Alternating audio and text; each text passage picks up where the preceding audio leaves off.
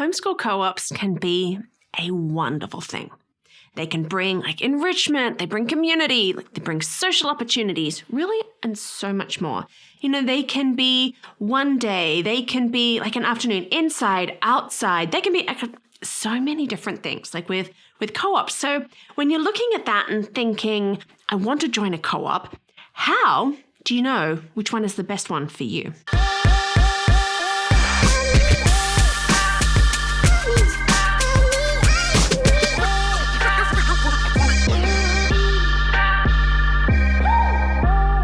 Hi, and welcome to Learning Life. And thank you so much for joining me today.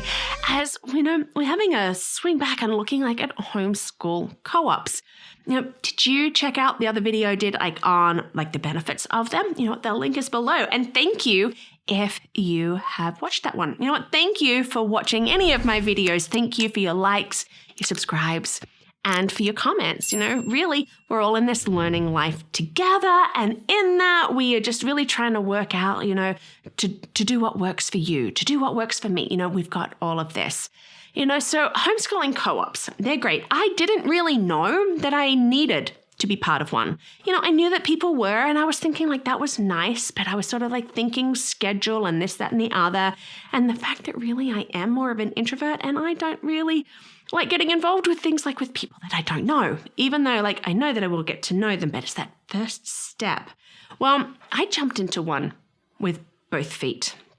Met a mom at dance, her daughter and my girls were together in the same class, and we got talking, and she's talking about that she started a co-op and talking about that, and she's like, do you want to join?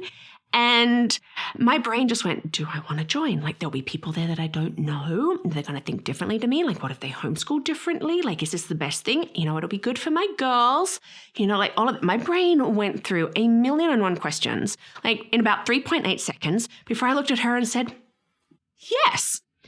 And then I sort of shocked myself that I said yes, but we joined, and it has been so great for us. But do I sort of normally recommend that we just jump in with both feet? No.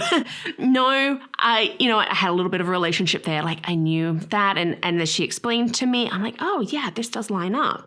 So when it comes to you and co-ops, how do you choose the one that's right for you? Know what you want.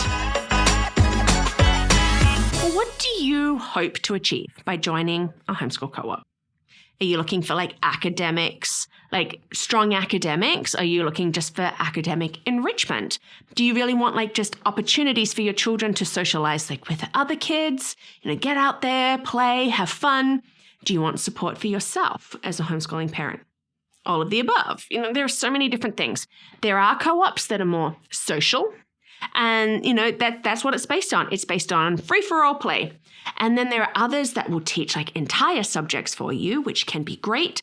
And then there are those that are in between, let's learn something together, then let's play.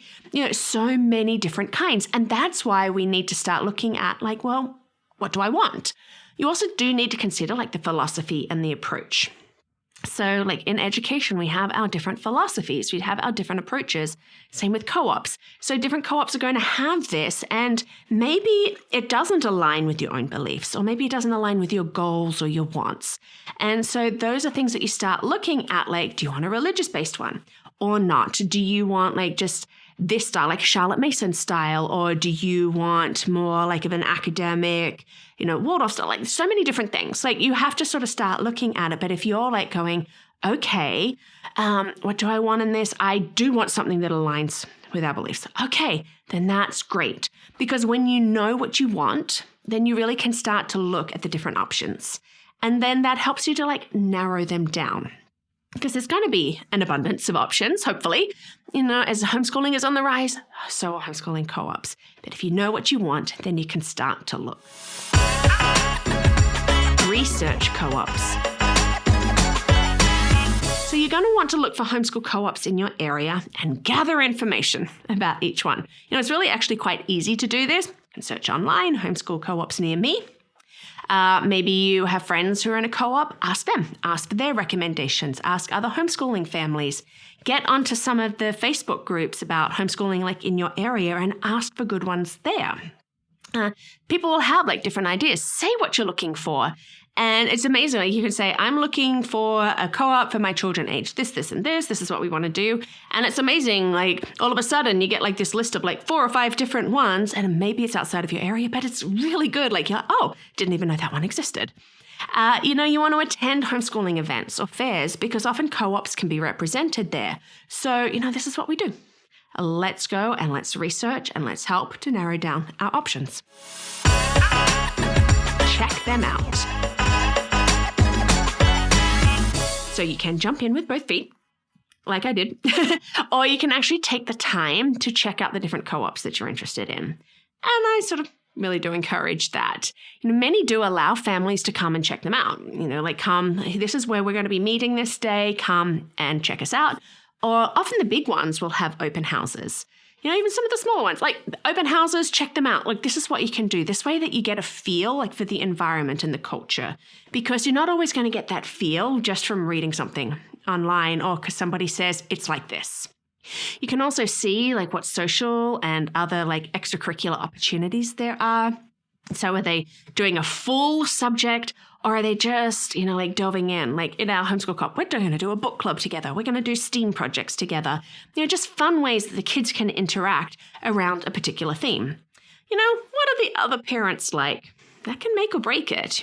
Could you see yourself making friends with these other parents?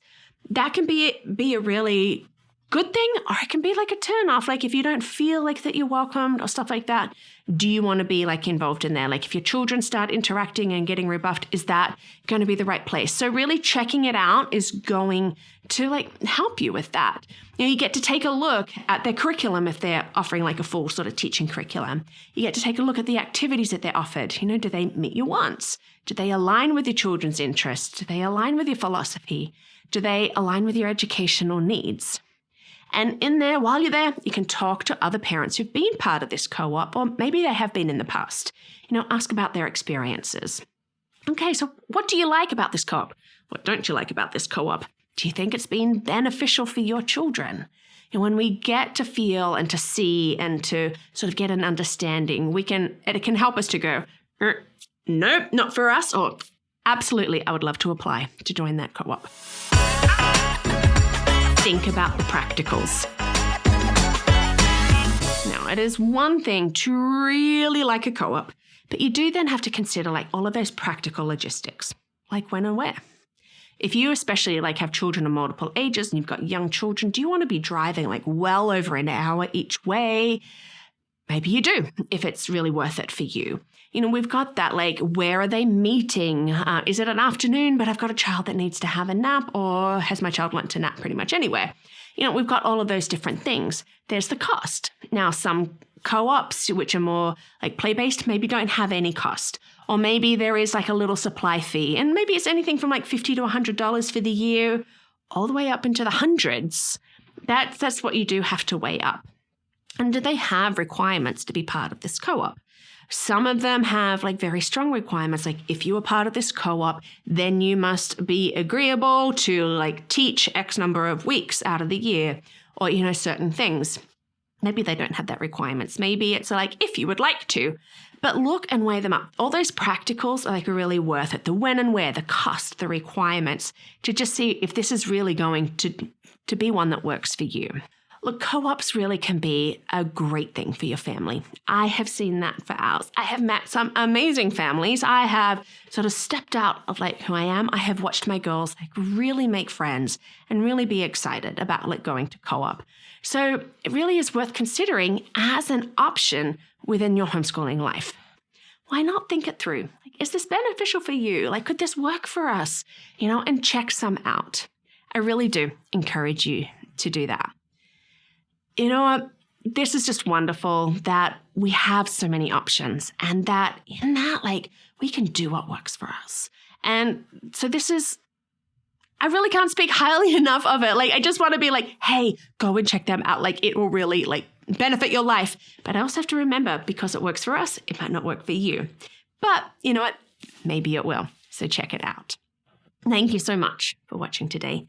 thank you for being part of this learning life. If you want to help get these videos out, you can do that by becoming a Patreon. So check that out at patreon.com. Or you could check out my website, which also has some other cool things on there. So go and check it out. And that is LearningThis.Life.